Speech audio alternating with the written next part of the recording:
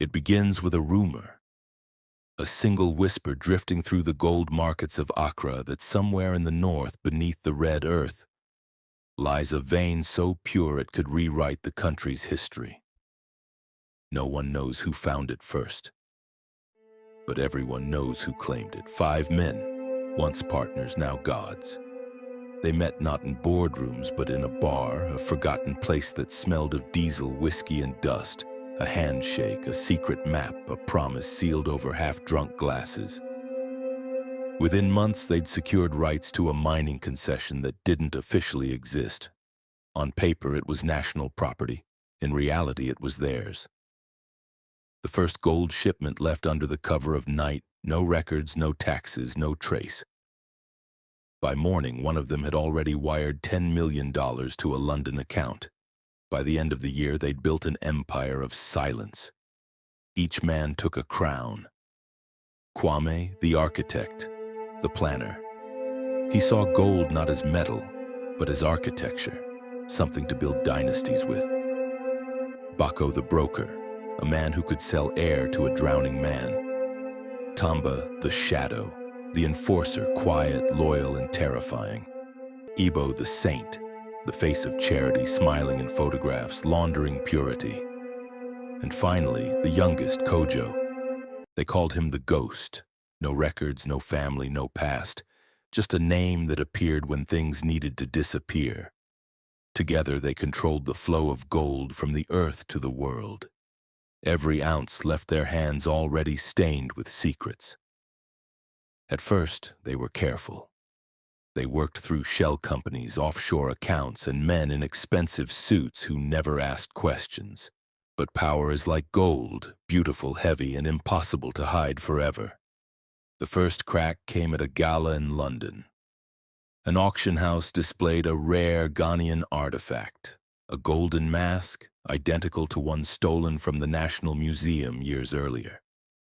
Reporters asked questions. Kwame smiled. "Coincidence," he said. But the government quietly began to look closer. Then came the second crack.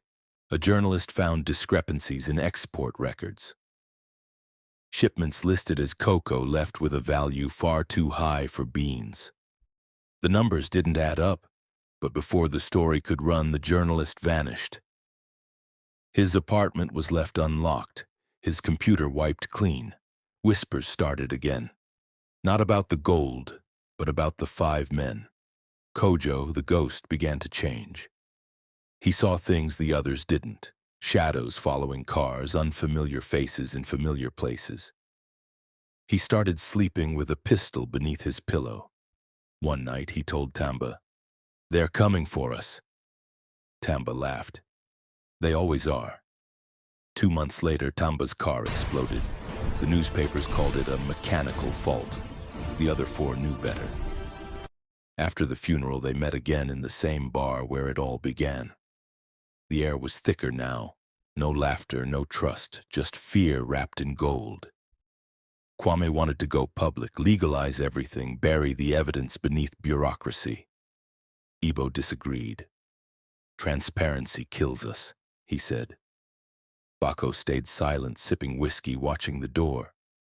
And Kojo, he just stared at the gold ring on his finger, the one they'd all been given the night they struck their first deal. By the end of that week, another man vanished. Bako's jet left for Dubai. It landed empty. Gold prices surged that month. So did paranoia. Ibo doubled down on his charities, smiling wider than ever.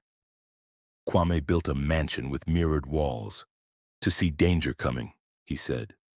Kojo stopped answering calls altogether.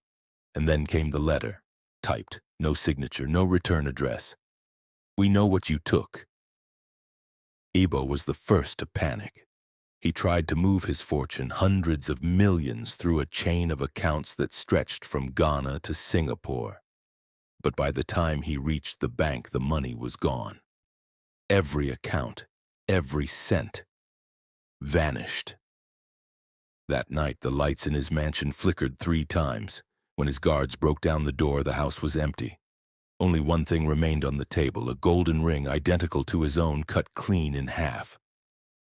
The last two, Kwame and Kojo, met once more.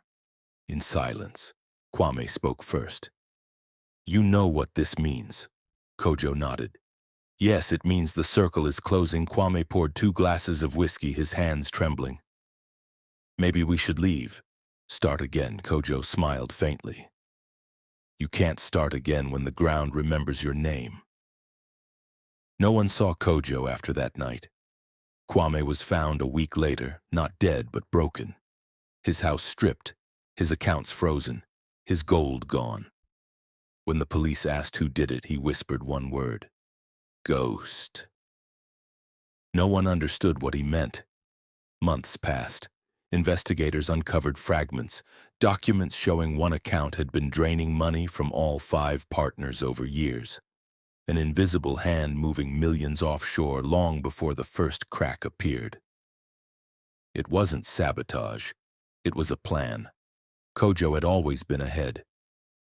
Some say he'd foreseen everything, that he used the others as camouflage, their greed shielding his real goal. Others believe he didn't exist at all, that Kojo was a name invented by the remaining 4, a myth to cover their own collapse. But in the gold markets of Accra, there's still a whisper that sometimes late at night a man visits the refineries, faceless, silent, wearing a plain gold ring on his left hand. He doesn't speak. He doesn't bargain. He just watches as the melted bars cool into shape, gleaming under the dim factory light. They say he leaves before dawn, and wherever he goes, the price of gold rises by morning. Because power never truly dies, it just changes hands. And ghosts don't vanish, they adapt.